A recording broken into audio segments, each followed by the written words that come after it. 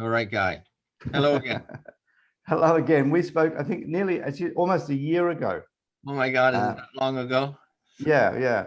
Feels like Um, yesterday. back then I was in Brisbane, but right now I'm on the east coast of Tasmania, Oh, are you? mm. on Ah, a little town called. I've been on this sort of driving trip over the last I don't know how many months, just driving around Australia in my Toyota Prius. right. Just really just taking an opportunity to have a look around the nation. And I've been probably 2.5 weeks in Tasmania. Right. I Which was is an over in, island sort of south of Australia, right? yeah, yeah, Yeah. it's a small island south of Australia. Yeah. It's a state on its own. It's got about 520,000 people in it. Okay. And it's very beautiful. It's extraordinary. It's amazing history.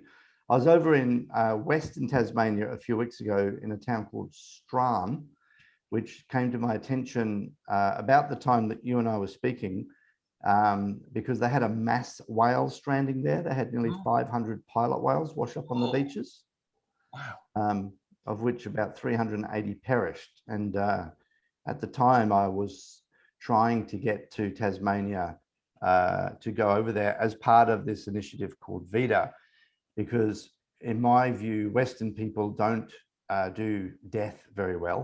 And we particularly don't do the mass death of wildlife very well.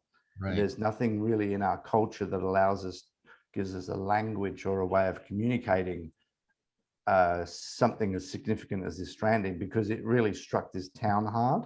It like the little town of Strahn was just a few kilometers away from where all these whales were, and it was basically a whole week of effort with hundreds of people and hundreds of boats and different government departments, and just this absolutely traumatic scene because these things were washed up on the sandbanks. They couldn't get off. There were a lot of calves, a lot of baby Wow. whales, and so there was probably a huge amount of human trauma, quite apart from the whale trauma. Yes. And what I wanted to do was to come over and just have a conversation with these people and just find out, get a deeper understanding of, why is it, for example, that Western people are so blindly eating our way through livestock, and yet whale washes up on the beach and we'll go and spend a week splodging around in cold, It's cold quite a clothes. paradox, isn't it, Guy? Hey, It's quite a paradox. it's a paradox, yeah. Yeah. And look, my sort of view on the world is that Western people are, uh, the expression that I use is belonging, in the way that a shoe doesn't belong in a fridge. Western culture doesn't really belong on a planet with a biosphere. Right. That's a good way And of so, putting it. Yeah. yeah, and so because we're not going to get rid of the Western people anytime soon, and we don't want to, I'm one of them, we're going to somehow augment Western civilization, like the way that a computer program starts freezing up. You get like a patch. So somehow we've got to patch Western civilization so that it becomes sustainable. And at the heart of the problem is this spirituality idea, because it seems to me, why would Western people tolerate an economic system that destroys their life support system? Yeah. Right? It doesn't make sense. So there's something underlying, and I think it's this spiritual relationship that Western people have to nature, which is fundamentally the problem. And that's what I've tried to reinvent or create something new with the respect to the project called Vita. You Does that would make be recreating something, which of course is still present, still surviving. Western man, which is amazing. The indigenous peoples around the world. mm, We did our best, particularly the Brits, right? mhm. So I'm living now in Victoria, which is the capital of British Columbia. So and it's a beautiful city and pleasant weather. It's a nice place for people of my age, that's for sure.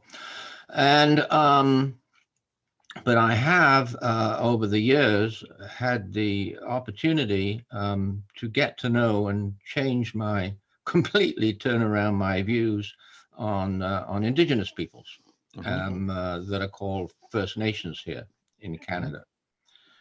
And they still there are still a lot of indigenous peoples that it's impressive that when there's a protest, because something damaging is being done to the sea or the, the fish somewhere, or the streams or the forests or the old growth.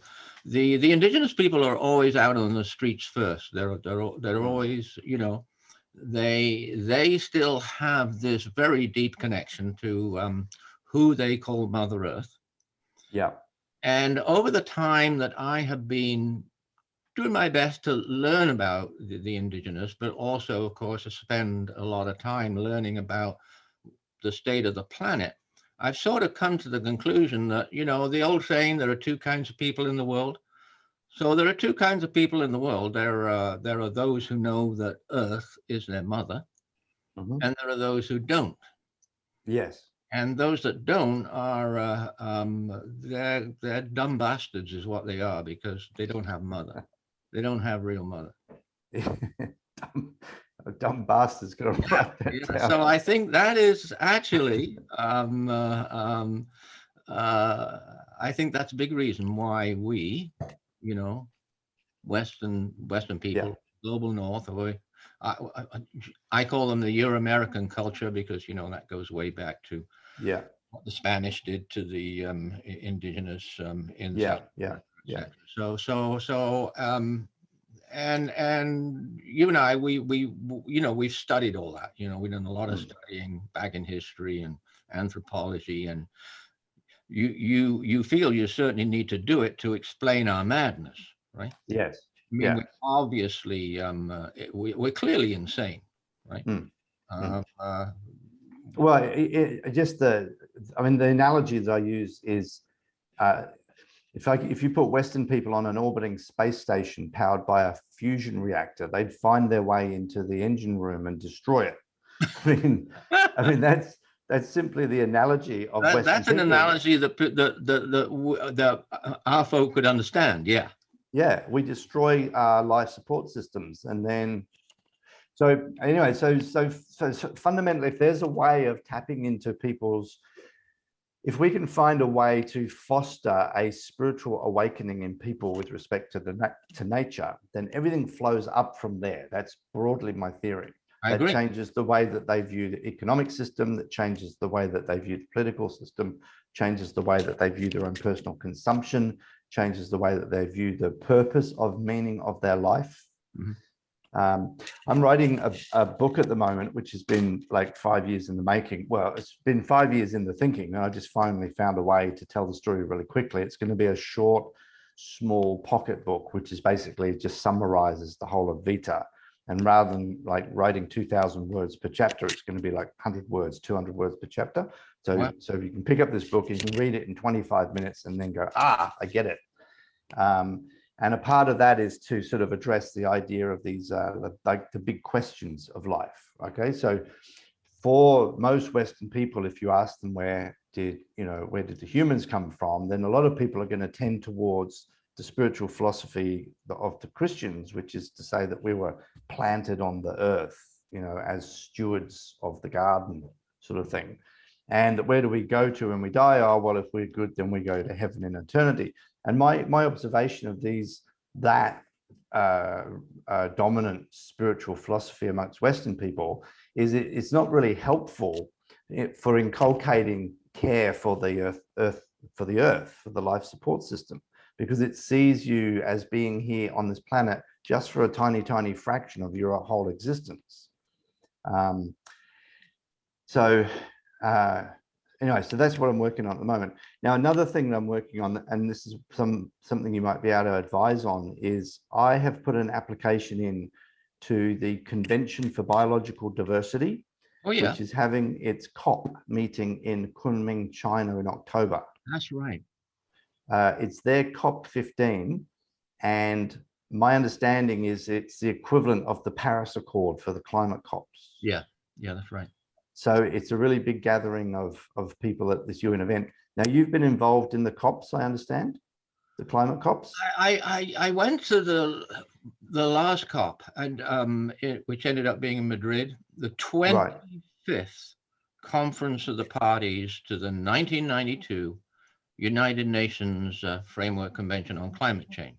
Yeah. So we have our leaders have been talking round and round and round in circles, year after year after year after year after year.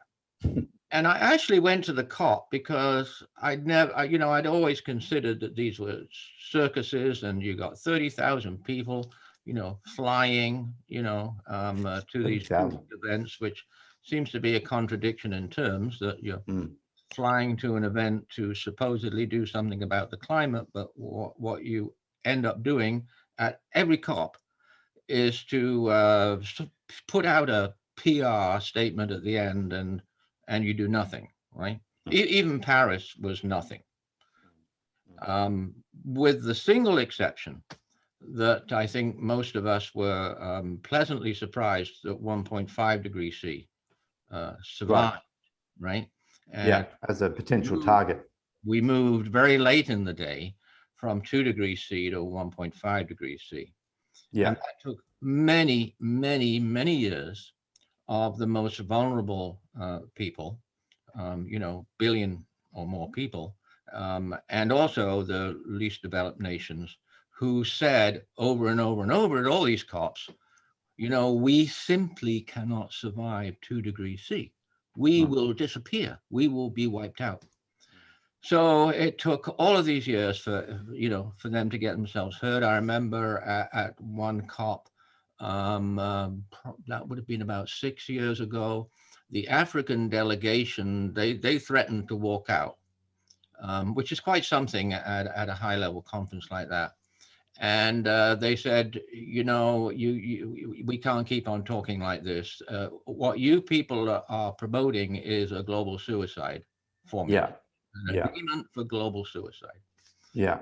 And that's more and more and more true.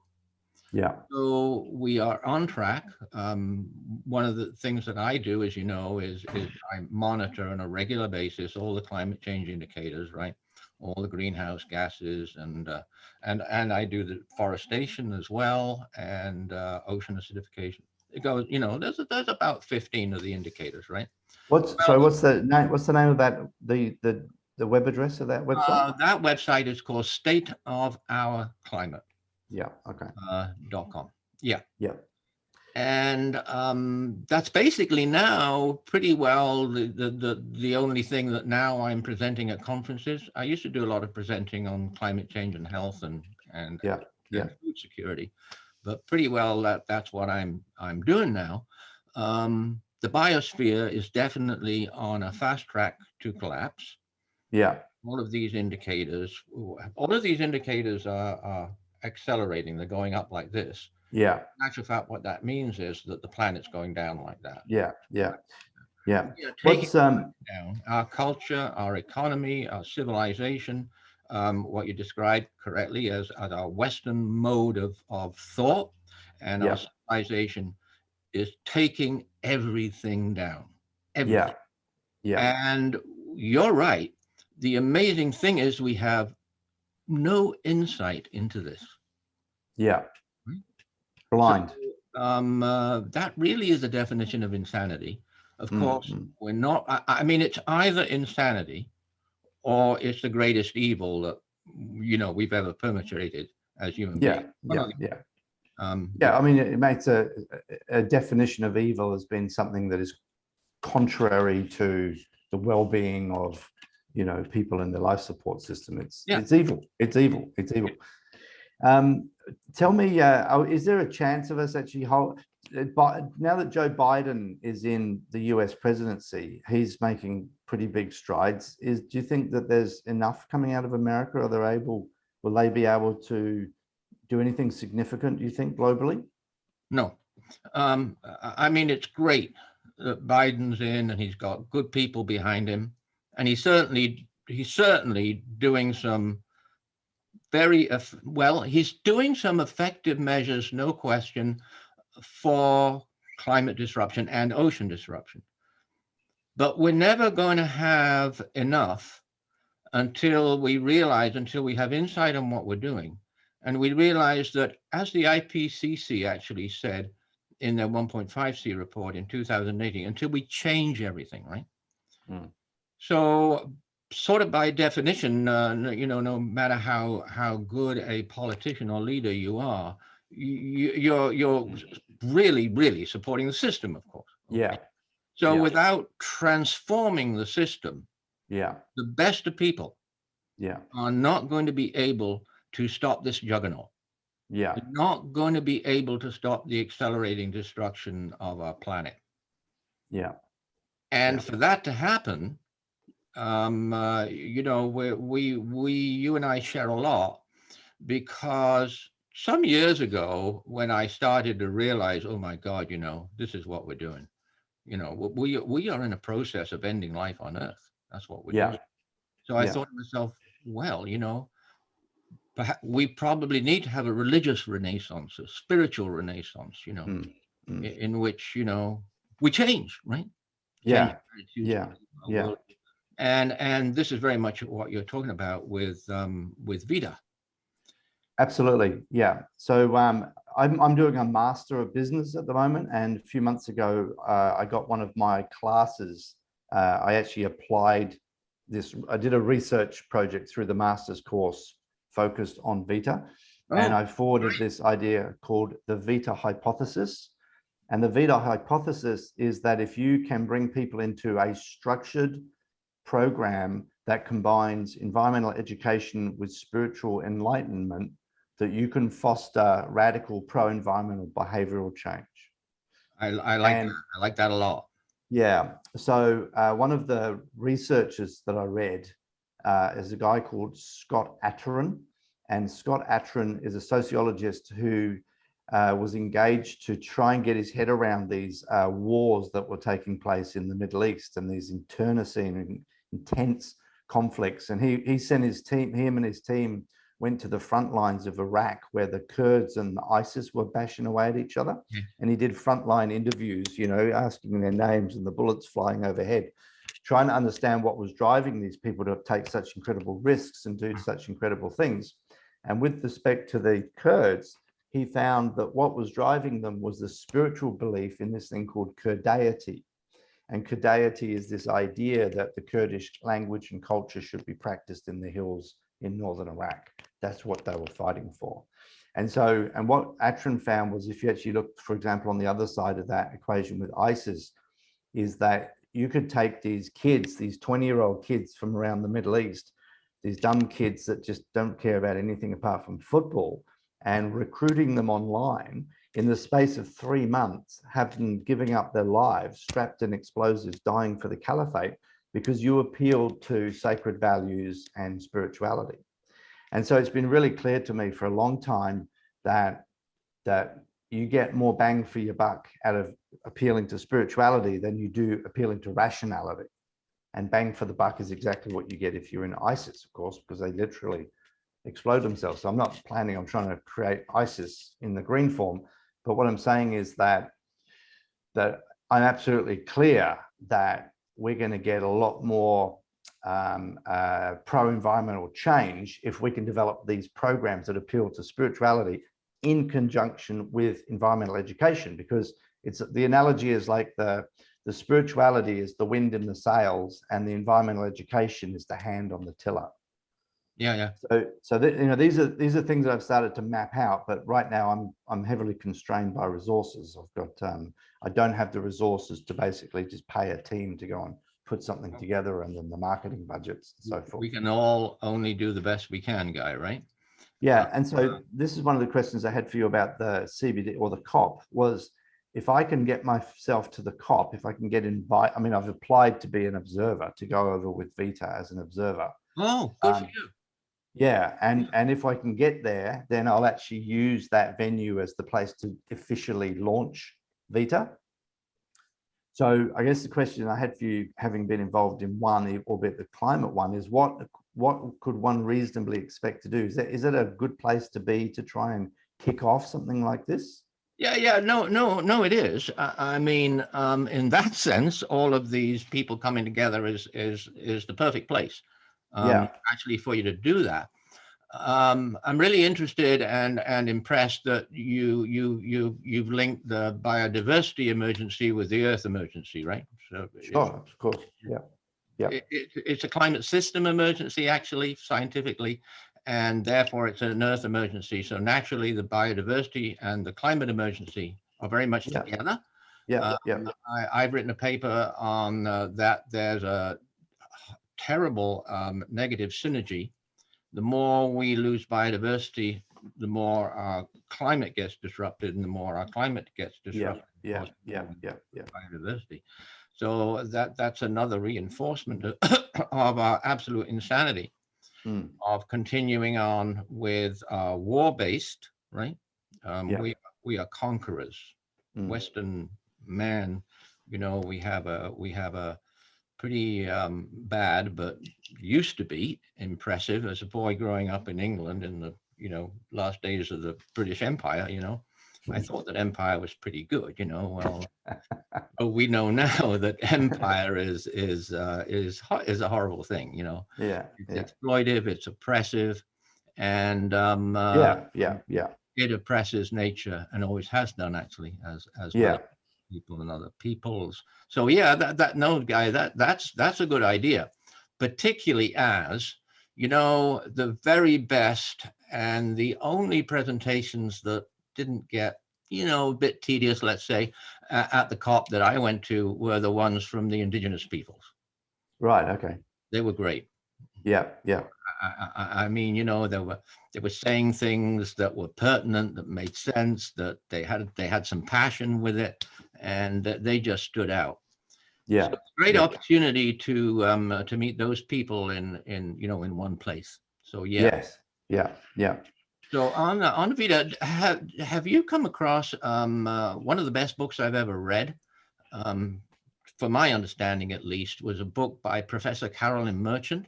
Mhm. She's retired. She gave a lecture actually just a few years ago. She wrote a book called The Death of Nature. Okay. Okay. The famous book was The End of Nature, which came out at a fairly similar time by McKibben, wasn't it? Bill McKibben. Yeah. Bill McKibben, which was good. It was an alarm, but the end of Nature by Professor Merchant was amazing. Okay. He was a professor in environmental history, Okay. and yeah, you would lap it up Mm. because it's historical. It goes back quite a long way, and it traces the whole history of where we are today. Um, as everybody I think realizes, our dominant religion and the religion that we've all been brought up, which is called Christianity, it's very different from what we know about the early days of the Christians. It's very, Mm. very, Mm. very different. Mm. But that has been responsible for a lot of damage. Yeah, I mean, it's accompanied the conquistadors, it's accompanied the penal colonies. Totally. Yes, that's Yeah. right. Exactly right. And the people quite rightly talk about the domination of nature, in the Old Testament of the Bible. And then we have, of course, the what we would call the right-wing Christian fanatics, right? Mm-hmm. Mm-hmm. They are welcoming and say, bring it on, bring on the end of the world. They say that's prophesied in the Bible, and that's and Jesus will come and put everything right. Yeah. They're way crazy. They're way crazy. Yeah. But they do have a very powerful influence. So what I'm getting at is that I think you and I would probably agree that the idea of putting things right, stopping the pollution, stopping the deforestation, which goes on and on and on, we're not going to do that without getting away from the beliefs and the mindsets that we've inherited and we still actually operate on. So it's really the idea, if you want, that was in the New Testament of you have to be born again. And that same statement was in the Delphic Oracle in ancient Greece, you have to be born again. At no time in our history as a human species has this ever been more important. We have to be born again, which means that we have to look at things, Yeah, like a hit the reset button or You got it. a lot of people, one of the people, when people are extremely resistant to change.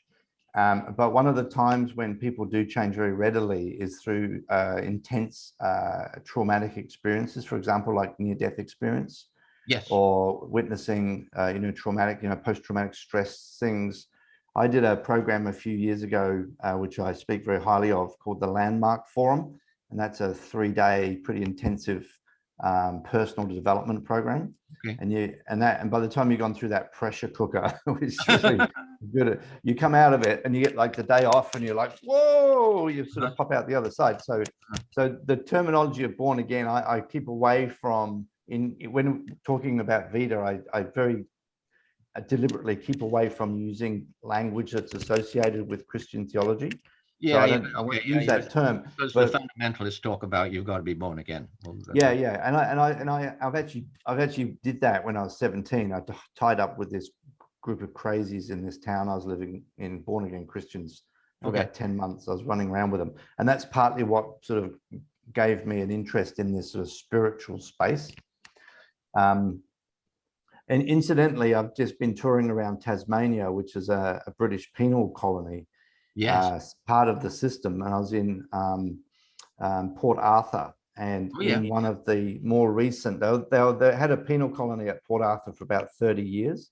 Right. And in the later part of that, they built this new prison. And so rather than beating people and lashing them and whipping them and freezing them and physically torturing them, they figured they'd try and psychologically torture people in this new prison system. And it's a really beautiful old building, sort of archways, painted white, really clean. Yeah. And these tiny cells with a leather bunk and a Bible. Yeah.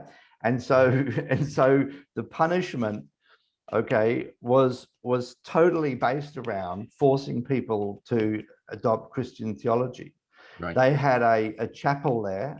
You walk into this chapel and it's weird because it's all of these structures that are like wardrobes. And I was in there on my own trying to figure it out. I opened one up and I stepped into one of these wardrobes, and basically you're standing in this box and you can't see to the left or the right. You can only look ahead at the sermon, the person providing the sermon, and the prison warder.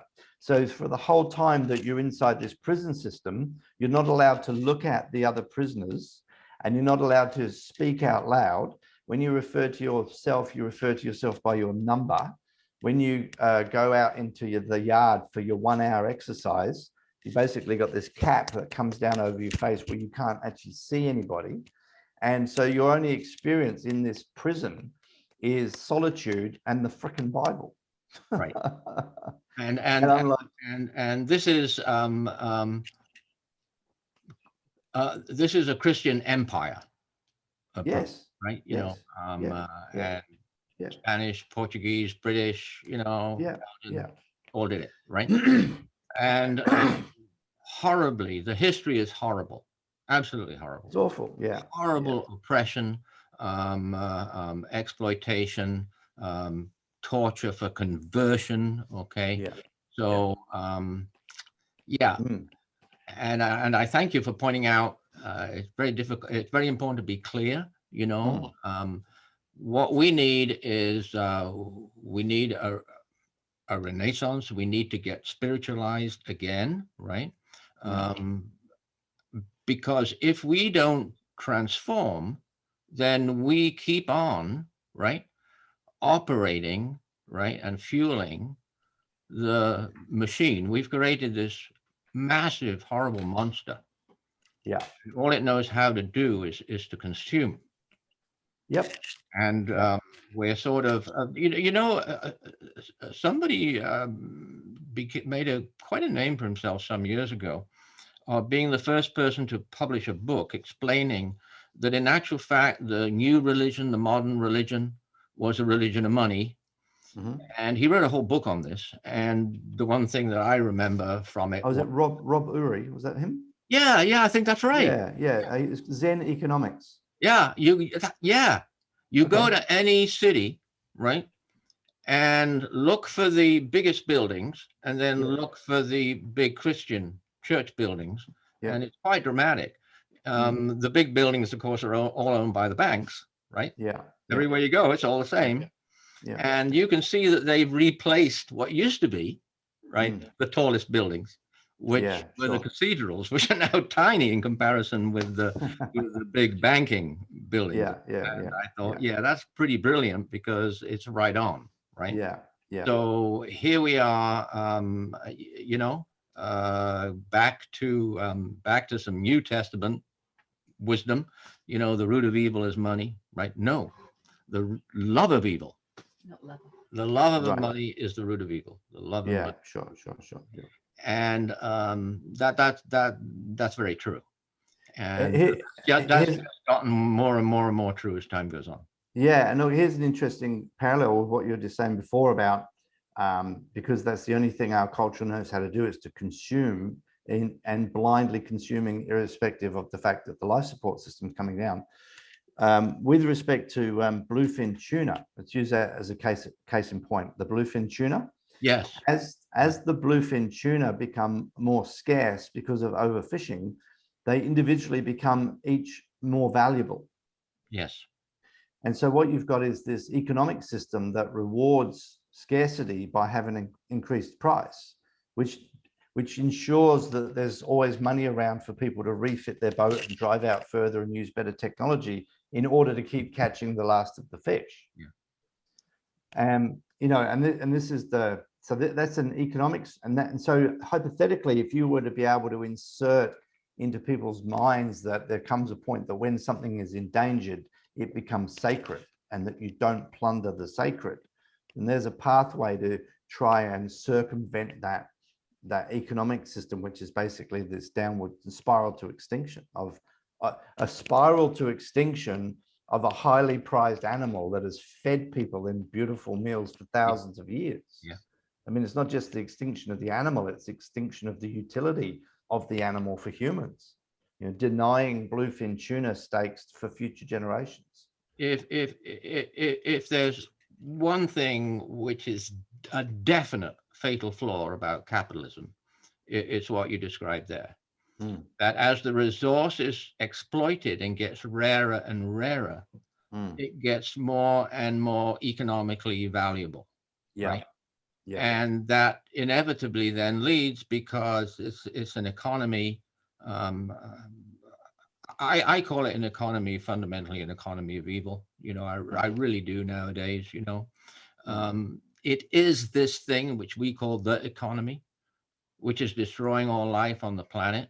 And there's no question now, we're measuring it, we're measuring everything. And as we measure, things are disappearing faster and faster. Yeah. Life is disappearing all around us. Yeah. We live in Victoria, which is beautiful here, lots of wonderful trees, very few birds, very few birds. Right. It's very occasional that you see an insect. Okay. If I see a fly now, Yeah. I say hello to it. It's that unusual. It's Yeah. that unusual, right? Yeah. Yeah. The scientists, bless them, they've documented the 40% collapse in a few decades of insects, and yet we still go on with this system. We work under and we work for. And it's a money system, it's a profit system, and it's inherently evil. And I think we need to be shaken up a little bit to get some insight and realize that that's who we're working for, right? We're working. Yeah. And again, so Tasmania is fascinating. The last 200 years, 250 years history with the white colonialists, the Aboriginal Tasmanians had been here for 60, 70,000 years or some crazy amount of time. Like the Australian Aboriginal, I believe, are the oldest known cultures, 60 to 100,000 years old. They're the oldest human beings. Yeah. And I read that research guide just quite recently. And Yeah. I thought, whoa. Yeah. There's a ceremony called the Bogong Moth Ceremony. I was writing this little short book on edible insects, and I came across the Bogong moths.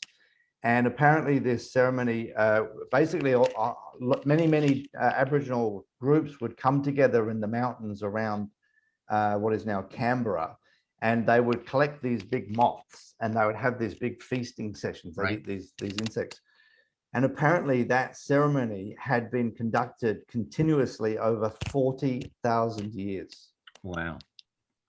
So when you come to Tasmania and you read about the white colonial history in Tasmania, and you read about the Black Wars, as they call it, there was a period of about 5 years where they were actively there was actually battles going on between the Aboriginal people and the colonialists.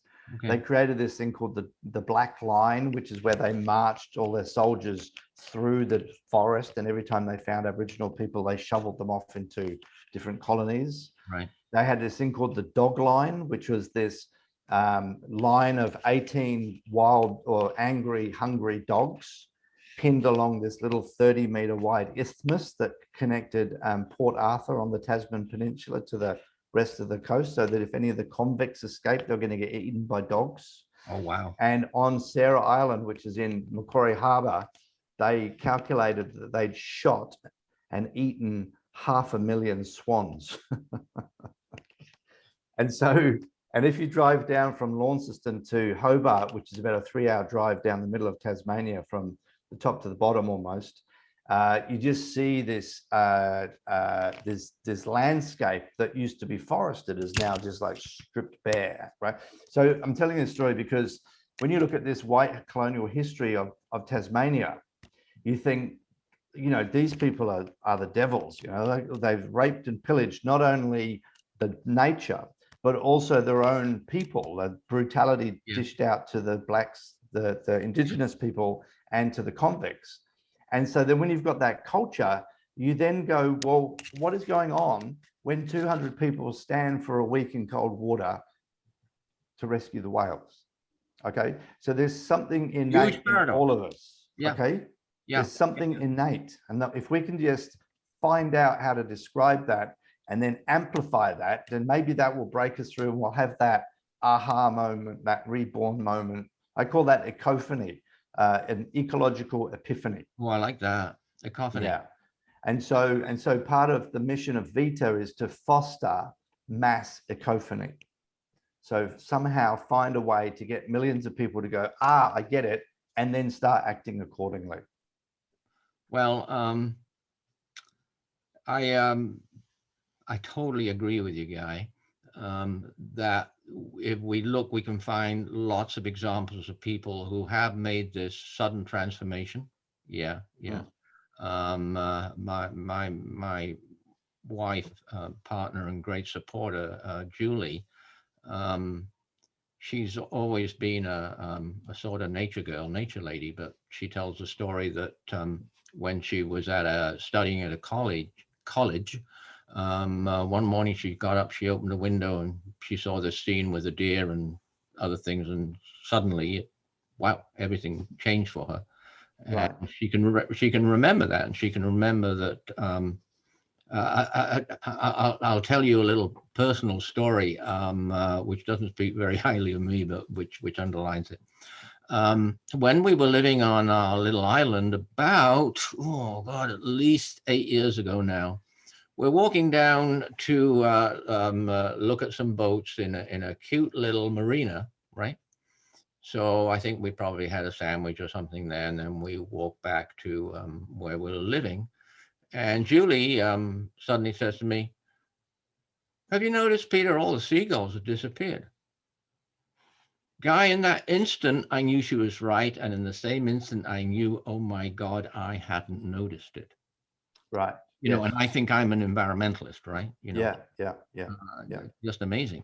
And so we looked around, and you know, I mean, seagulls used to be a nuisance, right? Yeah. I was a boy, anywhere you went on the coast, you know, squawking hordes of seagulls, you know, swooping and stuff like that. We have a ferry that goes from Victoria to the island that we live on. It's 45-minute ferry. When I first moved, you know, we had a flotilla, if you want, of seagulls always, you know, in front of the ferry and swooping down and everything. It was quite a show. And we used to have a lot of orca whales and a lot of dolphins then as well. So it was quite an experience. So Julie and I decided, okay, when we travel up the island, we'll take a look, you know, and it was the same everywhere. So we phoned our friends, okay, and good friends, great people.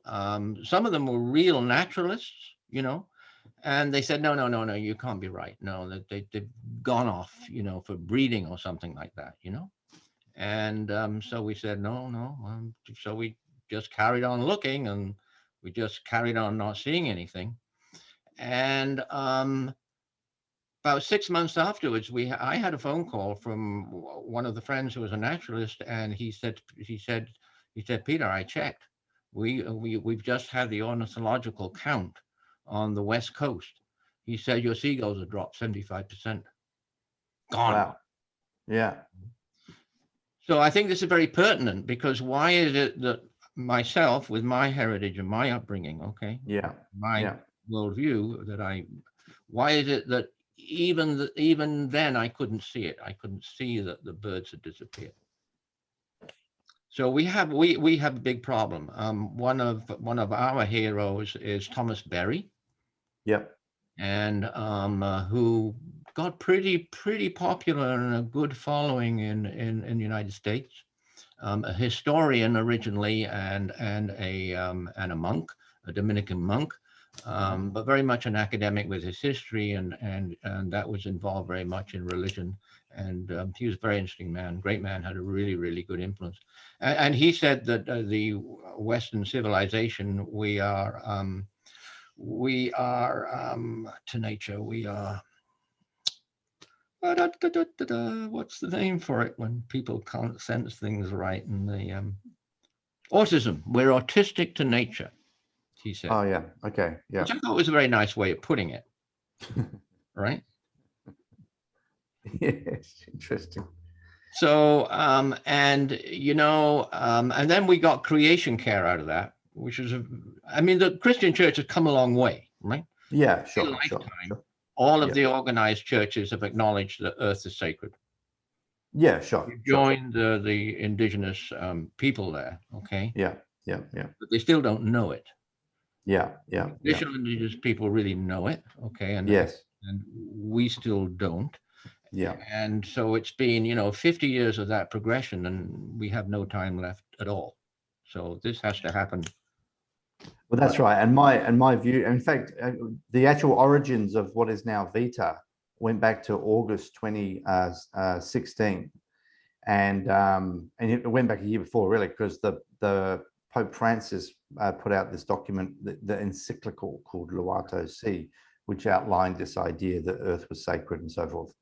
And at the time, I was really excited because great, the Catholics are on board, 1.2 Yes. million of them, Yeah. billion of them, problem solved, Yeah. But like 12 months later, you see the Pope on the TV again, and he's doing some Pope thing, And so I went and tracked down this document, and I found it on a website with about 20 other encyclicals. So I thought this was some great, turning of the Catholic Church, where reality it was more like a bureaucratic document that they just pop out once in a while. And it occurred to me as I sort of read through it that the established religions are incapable of pivoting far or fast enough to have a meaningful influence. And fundamentally, because their founding documents were predated the scientific revolution, let alone the Anthropocene crisis, and they've built up millennia of practice, which is openly hostile to the planet. You can't turn an institution like that around. So that's what made me think, well, rather than trying to take environmentalism and sustainability to the established spiritual philosophies and religions, we need to create one that's unique and fit for purpose. And when I started looking around to find what was out there, I was really surprised to find that there fundamentally wasn't. The closest I could find was really Taoism, which is the Chinese 3,000-year-old Chinese philosophy about flow of nature and so forth. Neo-paganism was another place you can go and find that nature connection. But beyond that, there was really nothing like it. And so that created the space for me to actually start sort of trying to build something together using the contemporary ideas of like the language of the Anthropocene and planetary boundaries and so forth. There's an article I read a few years ago, written by a Coast Guard who had attended the aftermath of multiple drownings. And the article was titled drowning doesn't look like drowning. And what he's saying is that most people associate somebody drowning as waving their arms around and shouting, "Help, I'm drowning." Whereas in reality, if you're drowning, you don't have any time for that. You're doing everything you can just to keep your head above water. And to the casual observer, somebody who's drowning and on the verge of dying in the water actually looks like they're just kind of relaxed and treading water in the sea. And back to this idea of your seagulls, okay, is that our culture, because we're so autistic to nature, we don't know what a dying biosphere looks like. And so we go about our business. I look outside now and it's lovely, it's sunny, the plants there, you know. I don't really notice there's not so many insects, but I did my best to get rid of them anyway. So we've got a culture that doesn't actually know what it looks like to see the whole life support system around them collapsing. No. And so that comes down to this concept of literacy, the literacy of, you know, like nature literacy. And there's another thing as well, is you sometimes hear people that they go into like a wilderness place, or they'll have one of those peak experiences around a waterfall or a sunrise or some sort of, you know, like the whales jumping out of the water in front of them. And they will say to you when they try to describe it that it was indescribable. Well, the fact that it was indescribable says more about their vocabulary to describe spirituality than it does about the nature of the event. And so a big part of what we're trying to do with Vita is to find the way to help to increase people's literacy around nature and spirituality so that they can actually start to make connections to the things that are going on around them, because we simply don't have words for it. We don't have words for it in the English language. No, because our language is a language of conquest and exploitation. So Yeah. and you know, indigenous people have completely different words, which they'll say, you know, we really can't translate this into English, but this is the closest we can get, sort of thing. Yeah. I do believe that we have to humble ourselves, or maybe it's just get intelligent and be willing to learn, you know, from, you say that the Aboriginal people, you know, are the oldest, you know, human Culture, right? We have a lot to learn from those people. And if we would do that, right, I think that would be a big thing. If I mean, it took me decades to do it, you know, as a Brit, you know, but if we, you know, could open our heads and open our hearts, you know, to indigenous people, which are accessible everywhere, well, pretty well everywhere, you know, even in New York, you know, you've got lots of traditional indigenous people, and start learning from them, right? Not be afraid to, you know, try and get your head around a completely different worldview and a completely and totally different way of looking things. I think that would be great. I'm fascinated by you, and I think it's a big question mark, and it could be very productive. So when you go back and all those whales, right? Okay, who were beached, and the same thing has happened all over the world, right? We're getting more and more beached whales. There's more noise in the oceans. There's more neurotoxins, chemicals in the oceans, you know. So, but everywhere where it happens, lots of people rush down to the beach, right? You know, and they put blankets on the whales, and they try to pull them back in the water. Okay, so yeah, it's got to be very important that even though we're so brain and soul washed, you know, by our crazy culture, somehow instinctively, you know, we know those are great creatures and they're, you know, tremendously important creatures, and there are other creatures that need helping. Where does that come from then? Well, I mean, it might partly be because of the success of the early Greenpeace campaigns and Save the Whale. Like sort of, I mean, they really, I don't think they used the words, I don't think they used spiritual language, but they definitely painted a picture that there was something sacred about whales, right? So that might have simply been a successful campaign. Also, I think when whales beach, they're just such extraordinary animals. I mean, I haven't actually seen a beached whale. I've seen whales out of the ocean. I've even smelt whales out of the ocean. That Yes, tastes not too good. Let me believe. It was in the wash of one of their blowholes one time. That was not nice. But here's what I'm thinking is that when you get the whale stranding, you've basically got hundreds of people potentially. That's part of that moment of that rebirth that you're talking about. Here is that vulnerability to a new idea, right? The emotions that go through people. And again, I'm speaking not a bit of an amateur because I haven't been there. I didn't get to the whale stranding. right. I applied at the time. I wanted to come over. This is a year ago. This is in September last year, the big stranding in Strand in Tasmania. I applied, but they were under COVID lockdown, so I couldn't come in.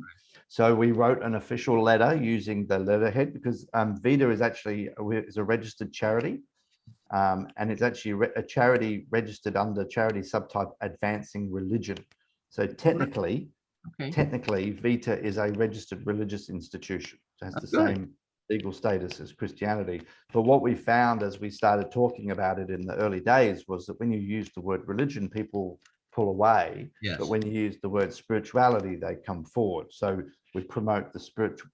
And also we put the cart before the horse, because really a religion is the structure that comes out of the acceptance of a spiritual philosophy. Anyway, we applied as Vita registered religious institution to the Tasmanian government to come over to provide a service to help the people who are involved with the whales to get closure and to help frame that event in their lives, right? Okay. And so I did a little 15-minute, because I couldn't get there, I did a 15-minute piece to camera with a little cut in all the whales in the background. And what I was saying there was that in this question about what is the purpose of human existence, well, maybe one of the purposes of human existence is to help pilot whales when they get stuck. Yes. Yeah. That's it. Yeah. You know, because that's an animal that periodically gets stuck on the beach. It's the echolocation issues or whatever it is. And if people, so of that pod, 500 beached, and they were hopelessly beached. And 150 are now back in the ocean, swimming around doing pilot whale things, growing the pod again. Well, of course, the biggest, most famous, hugest example of this, you'll probably remember it, was at the height of the Cold War between Russia and the United States. Remember? Yeah. There was a very, very big whale. I can't remember what kind it was, but it was stranded in a bay in Alaska, which of course is between the United States and Russia, right? Right, yeah. So they dropped their Cold War for at least a couple of weeks, right? Okay. And they're up there with their nuclear submarines and their navies, right? Yeah. Trying to get this whale freed. Oh, that's and amazing. they did. And they did. And it just seemed completely ludicrous at the time, you know. I mean, I was working in the peace and nuclear disarmament movement, you know, and this was something that basically this really can't be happening, right? Yeah. We can't have these navies cooperating to save a whale, right? So it seems to me that in actual fact, we innately are nature lovers. Certainly if you think about children, right? You know, they are very rare to find a child that, you know, doesn't love nature, isn't curious and fascinated by nature. Although, of course, the screens are a problem nowadays with the poor kids I know. Yeah. But it seems that we are, to borrow a word from Chomsky, we are educated out of it. Absolutely. Yeah. I think that's what happens. We're educated out of it. And as you say, with regards to that one word religion, you know, there are these huge sort of unconscious, but always out there forces, right? That we don't want to say we're a nature lover. We don't know why, but we sense out there that that's something that isn't respected. And so we tend not to, right? Yeah. I get a lot from poetry. You know, Rumi is probably my favorite. We have to fall in love with nature, right? There's a big thing about the Sufis. So religion has not always been bad. Religion has been great. You know. Oh, sure. Yeah. As you inferred. So we got to fall in love with nature, and it should be the easiest thing in the world for each and every one of us to do. Well, that's right. And I think innately I think we are innately connected to nature because of our biological origins. Hmm. But from the moment that we start to open our eyes as babies and then start to learn the language and the culture, then we get layers upon layers upon layers of cultural ideas that basically separate us from nature. Yes. And make us, like you're saying, autistic to it or blind to it. Yeah, My yeah, my wife Julie did her master's on it was about, I can't remember the exact title, but it was about barriers and incentives to live sustainably, connect with nature. So I remember her doing this huge literature review. You know, she's one of these people that when she takes something on, she goes all the way. mm-hmm. And at the time, there was a sense going around amongst environmentalists, particularly, that we had a problem with how we perceive nature, and I thought it was best portrayed by people who were saying that, well, we just regard nature as a background. You know, That's right. Yeah, it's just like going to the theater. You yeah, know, this picture at the back, and it's yeah, just there, right? yeah, And yeah, then we do what we do with the, you know, the important actors, and we do all this important stuff, you know. But as I followed Julie's literature review, I was horrified to realize that we just don't see nature at all. mm, mm, It's not a perception thing. We yeah, do not yeah, see yeah, nature. yeah, yeah, And so hopefully that, you know, there's more people, you know, sounding the alarm, but like you're doing, you know, religion, spirituality, it always has to be recreated, right? So living, yeah, yeah, it always has yeah. to be recreated, right? Right. For the time, for the So times. Vita's great, you know, Yeah, yeah, it's a paradigm. Its time has come, right? yeah, yeah, yeah. So, but you know, talk about spirituality. I can remember when spirituality became the vogue, right? Mm-hmm, 25 years ago or something like that, and we, oh, this is great. This is going to be the answer, right? mm-hmm. Well, it ended up not being, because spirituality tended to be people, you know, getting together and doing yoga and Yeah, a lot of other pleasant things. Okay, yeah. but what they were doing was connecting inside themselves, right? That's Now, the correct. essence of Yes. spirituality is you connect yourself or your soul, right, Yeah, with everything else that's out there. that's good. Yeah, yeah, Indigenous people know how to do that, right? yeah, yeah, yeah, I was fortunate enough to do that, be it their sweat lodge and other ceremonies, and oh yeah, yeah, they're like vehicles, yeah, you know, that take you out of this mindset in which everything is internal, right? yeah, yeah. Just you, and you can disappear into everything that is out there that matters, and Mm, mm, it's an incredible, great feeling. mm, But we don't get the opportunity to do it very often because mm. we don't think that's our thing. Uh, Yeah, I remember somebody telling me, actually a journalist, telling me that spirituality was defined by, I think it was Plato or Socrates, as that which connects us with everything else of nature. yeah. Okay. So that is the spirituality we need to do. Okay. Yes, We need yes. to get out of our heads, right? Yeah, yeah. And my in that masters that I was doing, where I did the project on Vita, that involved a literature review, trying to find a definition of spirituality, Uh-huh. and there was many, and it was so diverse that some of the commentators said that it's just no point in trying to create a definition because it won't do honor to all of the other. So the way I sort of see it now, I regard it as a blanket or an umbrella concept, Yeah. under which there are a whole bunch of different ideas, right? What was I going to say? There was something, there was a comment, you know, anyway. Yeah, the story about the whale and the great navies of the US and America Made all the and headlines for USSR. days, right? Yeah, no, I really like that. I really like that. And there's, Yeah, no, I really like that. I really like that. And there's, um, yeah, no, I really like that. I really like that. And there's, yeah, no, I really like that. I really like that. And there's, yeah, no, I really like that. I really like that. And there's, yeah, no, I really like that. I really like that. And there's, Yeah, so something about tracking down. I'm in the process of writing. I've got this book, this style of book that I've started writing called it's a pocket book, right? So basically, I've written a whole bunch of books, and sometimes they're really long, 70,000 words, and it takes forever. But what I realized, you can tell a really good story in like 20, 30,000 words. So Mhm. I've written 2 or 3 of these short books for take about 2 hours to read, which is a good marketing pitch. And because they're small, you can actually fit them in the back of your pocket. They're 6 by 4 inches. And I've got a new innovation called the pass around pocketbook, where the last 10 pages are blank. And the idea is that you read the book and then you write your comment and then you pass it on to somebody else. Oh, that's a great idea. And there's another innovation I want to put in, which is QR codes, which are those little black and white squares that you see around the place that you scan with your phone and it takes you to a web page. Mhm. So you can read a chapter, and then if it says, if you want to learn more about this subject, click the code and then it takes you to the web page on that. So I'm just trying to create this little innovative little product, and that's what this Vita handbook is coming out in the next few weeks.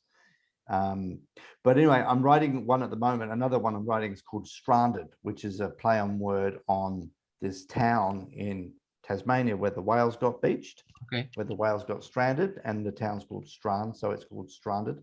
And it sort of says that we humans are stranded on a planet that is led by these crazy peoples who are constantly reinforcing this negative messaging that Yeah. we just Negative we message. can't we Mhm. can't get away from it. It's everywhere. It's on the TV Yeah. news. It's on the billboards. It's popular culture. Um, anyway, so there's a lot going on in Tasmania right now, and hopefully all going to plan. A lot going on in China in October, but I'm just still waiting for that paperwork to come through at the COP, the CBD I'm COP. really happy to hear that you've got UN recognition as an observer, Well, we and haven't got it that, yet. We've applied. We've applied. We haven't got it. oh, okay, okay. Well, I Yeah, hope you yeah, get it. I hope you get it yeah, yeah, because yeah, then you can you can have a good influence, and you can spread your idea, which is the greatest idea, with the biodiversity convention as well as the climate convention, right? yeah. So that'd be Absolutely. really good. So Yeah. I got a question for you, Guy. With our writing and the web conversations, and how do we entice people like to go outside of themselves and actually go outside? How do we I can remember, I remember the deep ecology movement, which was early 80s, I suppose, and I had a little book, and Julie and I used it quite a bit, and it was a workshop in nature, and it was called Thinking Like a Mountain, which actually I Okay. thought was rather a strange title. I thought it should have been Thinking Like a Forest or Thinking Like a Tree. Yeah. But that was what it was all about. And it's like a little workbook. Yeah, it was very small. Yeah, yeah. Um, so that in the masters, I wrote 2 papers for this course. The first one was the Vita hypothesis that I described. It says that if you combine environmental education with spiritual enlightenment, you'll get pro-environmental behavioral change. The second paper was to actually start to map out a program, which was I identified as an 8-part YouTube video series. So 8 30-minute videos, and the videos had some instruction, some education, but also instructions about what you should do next before the next video. Okay. And the idea was to use this program. It was called Vita Vantage, is the name of the program. Okay. And the idea was it would set people on like a little journey. So you would actually do this 8-part program over about 5 weeks, and it would start about a week before the full moon. And so you would be instructed as to how to find where the full moon comes up and to Oh go yeah. and watch Great. it in a time of quiet contemplation. Right. And then after the full moon, you'd go through and do these different exercises, including finding this thing called a nest, which is basically a little place somewhere that's only nature, where you can get away from the sights and Right. sounds Yeah. Yeah. Yeah. Yeah. of the technosphere. And it would go through, it would help you develop some spiritual literacy. It would develop some literacy around climate change and the planetary boundaries, the sort of broader Earth system science ideas. And then there would be a sort of a pressure cooker. So week 6 was basically asking you to consider what collapse was going to look like for you and how you had contributed to it. So that's sort of low point. And then from that, you come up to this higher point that says, you know, like a personal development regime sort of aspect, sort of like a little mini landmark forum, self-paced sort of thing. And then finally, basically saying to you, to the person that's at the course, you know, you've gone through something that most people don't. You are now enlightened, as in understanding how things really are. And so the idea was, it was basically trying to create that spiritual transformation through that 8-part video series program.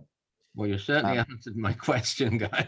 Yeah, well, so I've got those 2 documents written up. I'll send you them if you like for your consideration. Oh, that'd be lovely. Thank you. Comments, Thank you. And Julie would definitely appreciate them as well. Yeah, and so here's the thing again, but this is where I've been stuck for a long time. I'm innovative and creative, and I think I've got my finger on a very important pulse, but always constrained by resources. Something like Vita Vantage, if we could find, you know, a couple of $100,000 to push that together, to get some proper people working through it, you know, some people with some sociology sort of thinking, the marketing, the branding, the Google ads. So basically start throwing out adverts on the internet, like a week before the full moon. So people sign up just in advance of the moon, and it goes on like every 5 weeks, you do like this big marketing blitz, and conceivably, and also what was built in there was the end of the program was the second full moon. And on the second full moon, you invite a bunch of people to watch the full moon with you, and you give a testimony about the program you've just been through. And if it were possible to get an R0 of 2, which is to say that for everybody that did the program, they recruited 2 more people, you would have had 50 million people in the space of about 5 years go through the program. Yeah. So there is a very real, I mean, there's the theoretical construct of how to actually rapidly spread this spiritual philosophy that connects people to nature. That's just laid out there, and you can see the math just of that. The question is, how do you get? You're using the communication technology, which has, you know, horrible adverse influences, but you're using it for a very good, best ever purpose. Hey, people spend their whole time looking at the screen. Let's give them something good to look at on the screen. Yeah, that's right. Something else that occurs to me as well, and you probably got it in the videos. A couple of things. When we intentionally go to nature, we go to a park, you know, we go to wilderness, you know, it's easy when you're by yourself, okay, to switch off, right, and just, you know, and just be with all of nature. If there are other people with you, it gets difficult because they're yada, right? Yeah. So I think we need a bit of ritual for the sacredness of nature. Yeah. And if you go with people, you can say, okay, you know, all we're going to talk about now, you know, or we're going to try and do this, okay, is talk about the trees and the flowers. And that brings me to another thing in which we can really, really help each other. And my wife, Julie, does this a lot for me. Well, you wouldn't be surprised with the fact that she noticed the seagulls are disappearing. And she's always pointing out, you know, beautiful aspects of nature, you know, which we're walking through or walking past, right? Because she's much more aware than I am, much more sensory aware with respect to nature. And we can all do this for each other, you know. Oh my gosh, look at that, you know, and take ourselves out of our heads and, you know, to that flower, you know, or to that insect, which we don't see very much of nowadays. So yeah, there's a lot that we can do. Those videos, that's very, very impressive. Like that. Yeah. So I've written that up in a draft. I've got a 3,000 word essay that outlines each of the videos. Okay. And I've started to actually script them, but that's like it's about 20,000 words of scripting that I haven't got further into. But again, so the idea was to try and find the resources to get like a team working on it rather than just me doing it all myself. So yet to get those resources. And that's something that I was thinking that if I can get to this COP, that potentially if I go over with a shovel ready project like that, I could conceivably find some environment minister in some country that would say that's a great program, we'd love to be a partner with that. Is that conceivably what happens in those COPs? We only get to talk to to really the ministers and people from the small islands.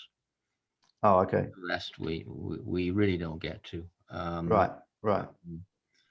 You know, I heard the representative from India, for example, say, well, you know, you people in the advanced Western world, you got to understand that we are not giving up burning coal until we catch up with you. Yeah. You heard him say this, right? You know. Yeah. So he's, you know, those bureaucrats and messengers, they're not going to be. Unfortunately, they're not going to be that interested in the great vision and the great work that you do. But the indigenous people would be, and the small island states, and of course there's some. Although you know Africa doesn't get the money, so you don't see that many Africans, unfortunately. I had a good chat with a few of them; they were great. But those people as well, but they're sort of a minority. Yeah. I no, it's a great idea. It's great. Yeah. Okay. Yeah, and rabbit and yeah. Yeah, I'll keep you posted on that. Okay. China, Kunming. Okay, Peter. Thank you. Thank you for your time and this conversation. It's really valuable just to get this feedback and your thoughts. Great chatting with you, Guy. Yeah. Okay. Good stuff. We must reconnect in under another year. Okay. Yeah. Let's do it. Let's have another conversation before the year is out. Okay. Bless you and bless your Vita. Okay. Thank you. Bye-bye. Talk soon. Bye-bye.